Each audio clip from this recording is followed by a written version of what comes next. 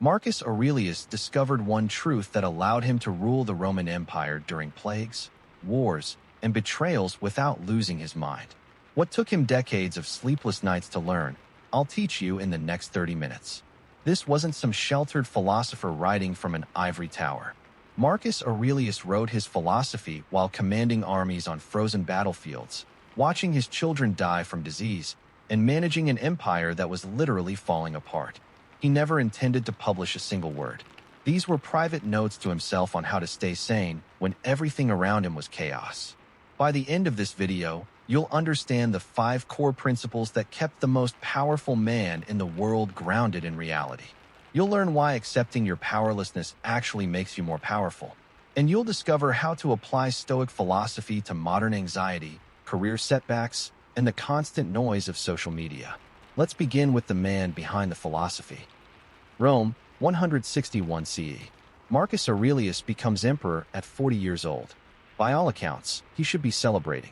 He's achieved the ultimate power. But his first act as emperor tells you everything about who he was. He insists on sharing power with his adoptive brother Lucius Verus, even though he didn't have to. Nobody in Rome understood this decision. Why dilute your authority? But Marcus had been training for this role since childhood, and he'd learned something that most people miss entirely. Power doesn't make you happy. Character does. Here's what nobody tells you about Marcus Aurelius. He didn't want to be emperor. He wanted to be a philosopher. From age 11, he slept on the floor and wore rough clothing because he was obsessed with Stoic philosophy. His mother had to beg him to sleep in a bed. Imagine that. A future emperor voluntarily making himself uncomfortable to build discipline. But life had other plans. His adoptive father, Emperor Antoninus Pius, trained him for 23 years to rule. And when Marcus finally took power, reality hit him like a freight train. The Antonine plague swept through Rome, killing millions. Germanic tribes invaded the northern borders. The Tiber River flooded, destroying grain supplies and causing mass starvation. His co-emperor and brother Lucius died suddenly. His wife may have been unfaithful. Multiple children died in infancy. This is the context in which Marcus wrote the Meditations. Not in a peaceful garden, not during retirement. He wrote these notes to himself while sitting in a military tent on the Danube frontier, covered in mud, surrounded by death, making decisions that would determine whether Rome survived or collapsed. Think about that for a second. The most powerful man on earth, writing himself reminders to stay humble, to accept what he couldn't control, to remember that he would die someday. These weren't philosophical exercises. This was psychological survival. And here's what makes his ideas even more relevant today. Marcus lived during what historians call the beginning of Rome's decline. He could feel it. The Golden Age was ending. The future looked uncertain and dark. Sound familiar? He was facing his own version of climate anxiety, political instability, and existential dread. His solutions aren't ancient history. They're a manual for staying sane when the world feels like it's falling apart. Marcus writes in Meditations, "You have power over your mind, not outside events. Realize this, and you will find strength." This single principle is the foundation of all Stoic philosophy. But what does this actually mean? Because most people hear this and think it's about giving up or being passive. It's the exact opposite. The dichotomy of control divides everything in life into 2 categories: things you control and things you don't. That's it. And according to Marcus, you only truly control one thing: your judgments, your responses, your thoughts about what happens. You don't control whether you get sick. You control how you respond to sickness. You don't control whether someone betrays you. You control whether you let that betrayal turn you bitter. You don't control the economy, your boss's mood, or whether it rains on your wedding day. You control your interpretation of these events. Most philosophies before Stoicism focused on how to get what you want. Stoicism asks a different question. What if wanting less made you more free? Marcus saw people around him destroying themselves, trying to control the uncontrollable. Senators having anxiety attacks over rumors. Generals raging at weather that delayed their campaigns. He realized that suffering doesn't come from events themselves. It comes from demanding that events be different than they are. This isn't pessimism. It's precision. When you waste energy on what you can't control, you have less energy for what you can. Marcus ruled an empire by focusing only on his choices, his values, his actions. Everything else was just information. Here's where it gets interesting. The dichotomy of control isn't about withdrawing from the world. It's about engaging more effectively. When you stop spending mental energy wishing your coworker was different, you have more energy to actually manage that relationship strategically. When you stop catastrophizing about the future, you can prepare for it rationally. Think about the last time you were stuck in traffic and late for something important. You probably felt your heart rate spike, maybe hit the steering wheel, definitely ran through scenarios in your head. What's happening chemically in that moment? Your body is preparing for a threat it can't fight or flee from. You're flooding yourself with stress hormones over something that's already happened. Now consider the same traffic jam through the dichotomy of control. Can you make the cars move? No. Can you change the past and leave earlier? No. What can you control? Your phone call to say you'll be late. Your breathing in this moment. Your decision not to let this ruin the next 3 hours of your day. Same event. Completely different experience. The traffic hasn't changed. Your power has. Because you stopped trying to mentally fight reality and started working with what's actually in front of you. Most people waste 60 to 70% of their emotional energy on things completely outside their control. What other people think of them, whether they get promoted, if their post gets likes. Marcus would look at modern social media culture and see a civilization driving itself insane by trying to control other people's opinions. Tonight, before you go to sleep, write down 3 things that stressed you out today. Now next to each one, mark it with a C if you can control it or an NC if you can't. Be ruthlessly honest. If you wrote down my coworker's attitude, that's in C. You can't control other people's attitudes. But how I respond to my coworker's attitude is AC. Look at your NC list. These items are stealing your peace while giving you zero power to change them. Marcus would tell you to acknowledge them as facts and move on. Save your energy for the C list. That's where your actual life happens. Do this exercise for 7 days straight. You'll start noticing patterns. You'll see how much energy you're spending in the NC column. And gradually, almost automatically, you'll stop taking the bait when reality offers you something you can't control. Marcus Aurelius wrote, "Accept whatever comes to you woven in the pattern of your destiny, for what could more aptly fit your needs." This is Amor Fati, though that specific term comes later from Nietzsche. Love your fate, not tolerate it, not endure it, love it. But what does this actually mean when your fate includes disease, betrayal, and watching everything you built crumble? Amor Fati isn't toxic positivity. Marcus isn't saying everything happens for a reason or it's all part of God's plan. He's making a more radical claim. The universe doesn't care about your preferences. Events happen according to natural laws, not according to what you think is fair. So you have 2 choices. Choice 1. Spend your life resenting reality for not matching your expectations. Fight against what's already happened. Wish things were different. This path leads to what Marcus calls being at war with yourself. Choice 2. Recognize that this moment, exactly as it is the only moment you have. This obstacle in front of you, it's not blocking your path. It is your path. The difficulty is the curriculum. Marcus wrote, "The impediment to action advances action. What stands in the way becomes the way." He developed this philosophy out of necessity. When plague hit Rome, he couldn't wish it away. When Germanic tribes invaded, he couldn't make them suddenly peaceful. He had to find meaning in the struggle itself. He chose to see every hardship as training, every setback as information, every loss as an opportunity to practice resilience. This is different from Eastern concepts of acceptance. Buddhism says accept things because attachment causes suffering. Stoicism says accept things because resistance wastes the energy you need to act. It's strategic, not spiritual. You're not accepting defeat. You're accepting reality so you can work with it instead of against it. Think about how much energy humans waste in the gap between what happened and what they wished had happened. That gap is pure suffering with zero productivity. Amor Fati closes that gap. What happened is what needed to happen, not because of destiny, but because it did happen. Now what are you going to do with it? Consider getting fired from a job you needed. Most people spiral into why me, and this is unfair, and my life is ruined. That's natural, but it's also draining. Amor Fati asks, what if this job loss is exactly what needed to happen? Not because the universe is guiding you, but because this is reality now. This is the hand you've been dealt. You can spend 6 months bitter about the cards, or you can play them strategically. Maybe this forces you to finally start that business you've been talking about. Maybe it removes you from a toxic environment that was slowly breaking you. Maybe it teaches you skills in resourcefulness and resilience you'll use for decades. You don't know yet, but resenting it guarantees you'll miss every opportunity hidden in this change. Here's what's powerful about this approach. You're not pretending to be happy about getting fired.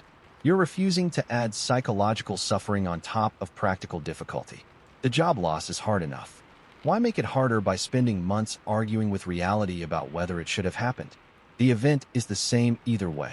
The question is whether you'll let it destroy you or develop you. Marcus faced the collapse of Rome's golden age. He could have spent his reign mourning what was lost. Instead, he focused on what could be preserved and built. Same empire, different response. That's Amor Fati. This week, identify one current situation you're resisting. Something you keep thinking shouldn't be happening. A difficult relationship, a financial setback, a health issue, a career stall. Now write this sentence. This is happening for me, not to me. Don't believe it yet. Just sit with it. Ask yourself, if I had to extract some benefit from this situation, what would it be? What is this experience teaching me about myself? What capacity is it forcing me to develop? What weakness is it exposing that I can now address? You'll notice something shift. The situation hasn't changed, but you've moved from victim to student. That's Amor Fati. And here's the thing Marcus discovered. Once you stop fighting what is, you suddenly have energy to shape what comes next. Resistance is a locked door. Acceptance is the key that lets you move forward. Marcus Aurelius obsessively reminded himself, you could leave life right now. Let that determine what you do and say and think. He meditated on death constantly, not morbidly, but practically. In Stoic philosophy, Memento Mori means remember you will die. But what does this actually mean when you're not a Roman emperor facing assassination attempts? Memento Mori is the ultimate clarity tool. Most people avoid thinking about death because it's uncomfortable. Marcus did the opposite. He made death his advisor. Every morning, he'd remind himself that he might not see sunset. Every decision was filtered through the question, if this was my last day, would this matter? This isn't pessimism. It's brutal honesty about time. You have a finite number of days. Right now, today, you're spending one of them. The question is whether you're investing it or wasting it. Marcus knew he had maybe 20,000 days total. He'd already used most of them, so he couldn't afford to waste a Tuesday being petty or harboring grudges or procrastinating on what mattered. The Stoics believe that the fear of death causes most of our suffering. We delay living fully because we assume we have time. We avoid hard conversations because maybe tomorrow will be easier. We stay in situations that drain us because making a change feels scary. But death is the deadline. It's the one appointment you can't reschedule. Here's what's philosophically interesting. By meditating on death, Marcus wasn't being fatalistic. He was being present. When you truly accept that your time is limited, you stop arguing with reality about trivial things. You stop letting pride control your decisions. You ask yourself, on my deathbed, will this argument have mattered? Will this grudge have been worth the energy? The answer is almost always no, which means you're spending your limited days on things you already know don't matter. Memento Mori is the antidote to that insanity. Marcus wrote, think of yourself as dead. You have lived your life. Now take what's left and live it properly. He's not saying give up. He's saying the life you've been postponing? Start living it now, because later doesn't exist. Only now exists, and every moment you wait is a moment you've lost forever. Think about the last time you spent 2 hours scrolling social media or binge watching a show you didn't even enjoy that much. Not because you're relaxing or recharging, but because you're numbing out. You're running the clock out on your own life. Now imagine you knew you only had 6 months left. Would you spend those hours the same way? Probably not. You'd call people you love. You'd take that trip. You'd write that thing you've been putting off. You'd stop pretending disagreements with people you care about will resolve themselves. Memento Mori says, you do only have 6 months. Well, maybe more, but you don't know how much more. So why are you living like time is infinite? Marcus had unlimited power and resources, and he still felt the pressure of limited time. What's your excuse? This isn't about Wilello recklessness. It's about intentionality. Every hour you spend complaining about your job is an hour you could have spent finding a new one. Every day you delay having a hard conversation is a day that relationship stays stuck. Every week you postpone starting that project is a week you'll never get back. People treat life like a dress rehearsal, like the real performance starts later. Memento Mori is Marcus slapping you awake and saying, "This is the performance. Right now, there's no practice run coming. This is it. Tonight, set a timer for 5 minutes. Close your eyes and genuinely imagine you have exactly 1 year left to live. Not in a scary way, just as a fact. What rises to the surface? What suddenly feels urgent? What stops mattering entirely? Write down 3 things that would go on your must-do list. Now here's the uncomfortable truth. Why aren't you doing those things now? What are you waiting for? Permission? The right moment? Those don't exist. Marcus would tell you that the right moment is now, because now is all you have. Start one of those 3 things this week. Not someday. This week. Because Memento Mori isn't about death. It's about finally living. It's about realizing that every morning you wake up is borrowed time, and borrowed time should be spent on what actually matters. Make 1 phone call. Book 1 ticket. Write 1 page. Do 1 thing you'd regret not doing. Today. Because today is the only day you're guaranteed. Marcus writes, "Constantly observe the perspective of space and time. Then all earthly things will seem small." He practiced something Stoics called the view from above, a mental exercise where you zoom out until your problems become microscopic. But what does this actually mean when your problems feel very real and very large? The view from above is a cognitive technique for breaking out of emotional spirals. Here's how Marcus practiced it. When something upset him, he'd mentally zoom out from his own experience. First, he'd imagine Rome from above, seeing himself as one tiny figure among millions. Then he'd zoom out further to see the whole empire, then the whole earth. Then he'd extend through time, imagining the millions who lived before him and the millions who would come after. From that perspective, his current crisis looked different. Not unimportant necessarily, but appropriately sized. The senator who insulted him? A brief blip in cosmic time, already forgotten. The battle he might lose? One of thousands that would be fought and forgotten. His own death? A natural transition that happens to literally every living thing. This is philosophically sophisticated. Marcus isn't saying your problems don't matter. He's saying that context determines emotional intensity. And most of us experience our problems with 0 context. We treat every setback like it's the end of the world because we can't see beyond our immediate experience. Modern psychology calls this cognitive reframing. Stoicism invented it 2,000 years ago. The technique creates emotional distance without creating apathy. You still act, you still care, but you're not emotionally hijacked by temporary circumstances. Here's the deeper insight. When you're zoomed in on your problems, they fill your entire field of vision. You can't see past them. You can't think clearly about them. You're inside the problem, drowning in it. The view from above pulls you out. Suddenly, you can see the problem as one small element in a much larger landscape. You can see paths around it. You can see that it's temporary. You can see that others have faced similar challenges and survived. Marcus used this technique during some of Rome's darkest hours. When plague was killing thousands daily, he'd zoom out and see that plagues had come before and civilization survived. When facing military defeat, he'd zoom out and see that battles are tiny moments in the vast sweep of time. This didn't make him apathetic. It made him capable of action without being paralyzed by emotion. Think about a work presentation that went badly. In the moment, it feels catastrophic. Your face is hot, your stomach is churning, you're replaying every mistake. You're convinced everyone thinks you're incompetent and your career is over. Now apply the view from above. Zoom out to see the office building from above. There are hundreds of people in there. Most didn't see your presentation. Zoom out to your city. Millions of people, 0 of them know or care about your bad presentation. Zoom out to the planet. 8 billion people having 8 billion moments. Yours isn't even a blip. Extend through time. A week from now, most people will have forgotten. A year from now, you might barely remember it yourself. 5 years from now, it will be completely irrelevant to your career trajectory. 100 years from now, everyone involved will be dead and none of this will have any trace of having happened. Same presentation, same outcome, but your suffering about it just dropped by 80%. Not because you stopped caring, but because you saw it in proper scale. Here's what's powerful.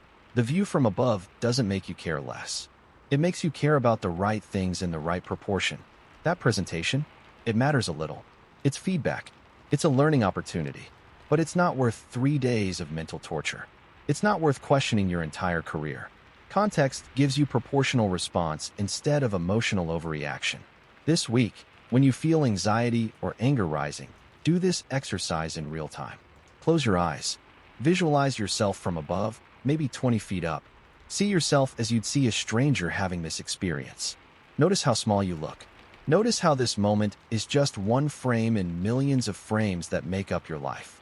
Now zoom out more. You're building from above. Your city, your country, the planet, the solar system, the galaxy, until you can barely see Earth, much less your current problem. Then ask, from this perspective, what actually needs to be done? You'll find the answer is usually simpler than your emotional reaction suggested, and you'll have the clarity to do it without the drama. Do this consistently, and something interesting happens. You start to develop what Marcus had, the ability to stay calm in chaos. Not because you don't care, but because you can see clearly. You become the person in the crisis who everyone looks to, because while everyone else is panicking, you're zoomed out enough to see the actual path forward. That's the practical power of the view from above. Marcus Aurelius constantly returned to one phrase: live in harmony with nature. In Meditations, he writes, "Everything is fruit to me which your seasons bring, O nature." For modern readers, this sounds like hippie philosophy about eating organic and going hiking. But what does this actually mean in Stoic philosophy? When Stoics say live according to nature, they mean something specific and radical. They mean align with reality as it is, not as you wish it to be. Accept your nature as a rational, mortal, social being. Act according to that nature.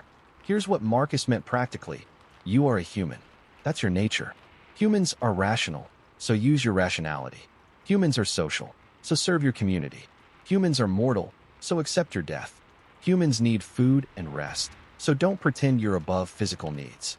Fighting your nature causes suffering. Working with it creates flow, but it's deeper than self-acceptance. Marcus believed the entire universe operates according to natural laws. Change is natural. Death is natural. Conflict is natural. Winter comes, things die. Spring comes, things grow. This cycle is neutral. It's not good or bad, it just is. Most people suffer because they want permanent summer. They want constant growth, no setbacks, no loss. Marcus realized this is fighting nature itself. You're a biological organism in a changing universe. Expecting permanence is like expecting the tide not to go out. The universe doesn't care about your preference. It operates according to natural law. So living according to nature means stop fighting change. Stop resisting your humanity. Stop pretending you're separate from nature. You're part of a system. When you align with how that system actually works, life gets easier. Not easier as in comfortable, but easier as in less internally conflicted. Marcus also meant this ethically. Humans are naturally social creatures. We evolved in tribes. Our nervous systems are wired for cooperation. So when you act selfishly, you're actually fighting your nature. When you lie or cheat or harm others, you're creating internal conflict because those behaviors violate what humans naturally are. The most natural human behavior, according to Marcus, is rational cooperation for the common good. This is why he could be emperor and still sleep on the floor. He wasn't denying his nature. He was aligning with it. Humans don't naturally need luxury. We need purpose, connection, and the satisfaction of using our abilities well. Everything else is preference, not nature. Consider aging. Most people fight it desperately. They spend enormous energy and money trying to look 25 forever. They feel shame about their aging bodies. They rage against wrinkles and gray hair and slowing metabolism. Now consider aging through the Stoic lens of nature. Aging is what bodies do. Trees age, mountains age, stars age. It's not a personal failure, it's physics. You are nature, and nature changes. Fighting this is fighting reality itself.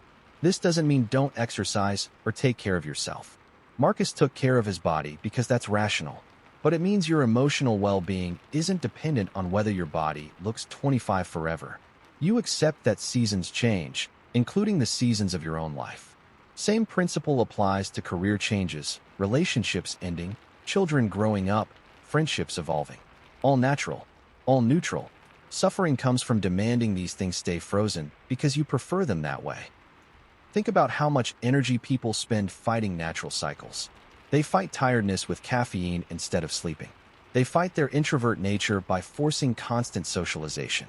They fight their body's signals because society says you should be productive 24/7. Every bit of that resistance is suffering you're creating by being at war with what you naturally are. Living according to nature is liberating because you stop trying to be something you're not. You work with your actual capacities instead of some imagined ideal version. You accept that rest is productive, that you need alone time, that your energy has rhythms. You stop fighting yourself and start working with yourself. This week, notice when you're fighting something natural. You're fighting fatigue by chugging caffeine instead of sleeping. You're fighting aging by obsessing over appearance. You're fighting your introvert nature by forcing yourself to be social constantly. You're fighting seasonal depression by pretending you should feel the same in January as in July. Pick one place where you're fighting your nature or the natural order of things.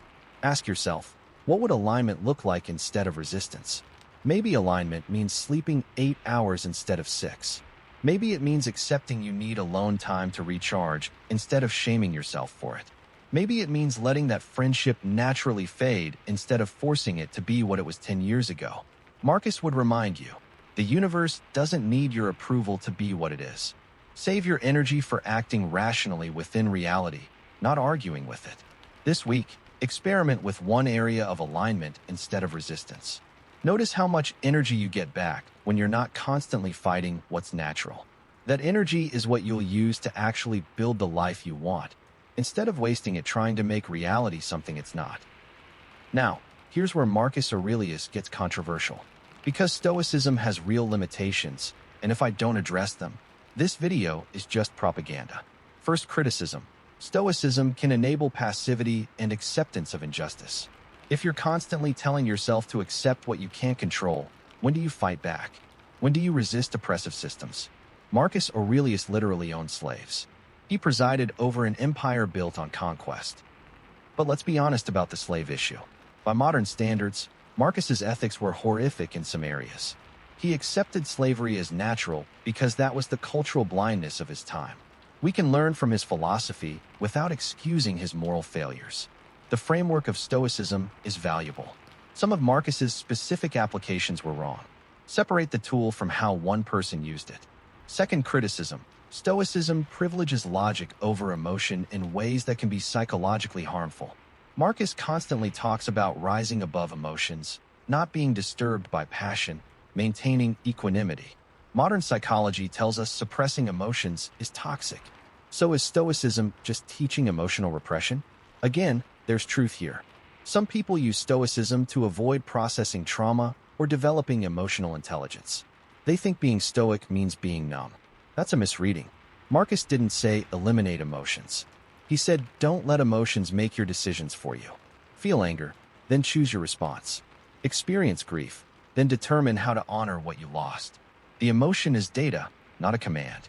But I'll be honest, there are passages in meditations that sound emotionally detached in unhealthy ways. Marcus was so focused on rational control that he sometimes writes about his dying children with shocking coldness. That's not wisdom. That's trauma response. We can learn from his philosophy without copying his emotional wounds. The healthy version of Stoicism says, feel your emotions fully, then respond rationally. The unhealthy version says, suppress your emotions and pretend you're above feeling. Know the difference. Third, criticism. Stoicism works better for people with power and privilege. Easy for an emperor to say, focus on what you control when you control a lot. Much harder to practice radical acceptance when you're enslaved, oppressed, or systematically marginalized. This one's complicated. Yes, Marcus had immense privilege. But notably, Epictetus, another major Stoic philosopher, was a slave. He had almost zero external control and still found Stoicism liberating because it preserved his internal freedom. So the philosophy transcends circumstances. That said, telling someone in an abusive relationship to just control your response is dangerous. Telling someone in poverty to accept their fate is cruel. Stoicism is a tool, and like any tool, it can be misused. It's meant to supplement action, not replace it. When Marcus says accept what you can't control, he doesn't mean accept injustice. He means don't waste energy on ineffective resistance. Save that energy for strategic action. The question is always, am I using Stoicism to cope with unchangeable reality, or am I using it to avoid taking action I'm afraid to take?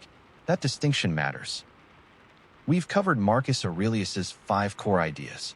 The dichotomy of control. You only control your judgments and responses, nothing external.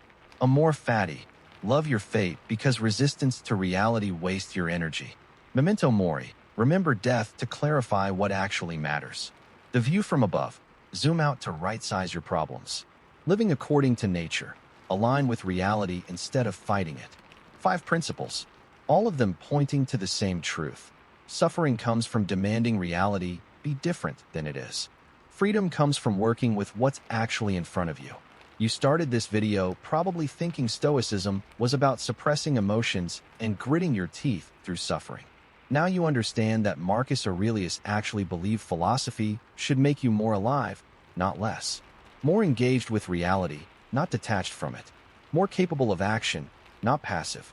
This changes everything about how you approach difficulty. The next time something goes wrong, you won't spiral into victimhood. You'll ask, what do I actually control here? What's this situation teaching me? How will I see this a year from now? You'll have a framework that 2,000 years of humans have tested and proven. Not perfect, but powerful. Marcus Aurelius faced circumstances that would break most people. Plague, war, betrayal, the slow collapse of everything he was trying to preserve. He could have become bitter. He could have become cruel. Instead, he used philosophy to stay human in conditions designed to make you inhuman. That's the real test of a philosophy. Not whether it works when life is good, but whether it holds when everything's falling apart. If Marcus Aurelius spoke to the emperor in you, the part that has to lead through chaos, then you need to watch my video on Nietzsche next. Because Nietzsche took Stoic ideas about fate and struggle and asked, what if suffering isn't just something to accept, but something that makes you stronger? What if your hardships are actually creating a better version of you? He called it the will to power, and it's going to challenge everything you just learned in the best possible way. If this video helped you understand Marcus Aurelius differently, hit that like button. Subscribe if you want more philosophy that actually matters for your real life. And drop a comment telling me which of these 5 concepts hit you hardest. Was it Memento Mori? The dichotomy of control? I read every comment, and your perspective helps shape future videos. I'll leave you with Marcus's words from his final years, written while dying on the frontier. Confine yourself to the present. Love nothing but what comes to you woven in the pattern of your destiny.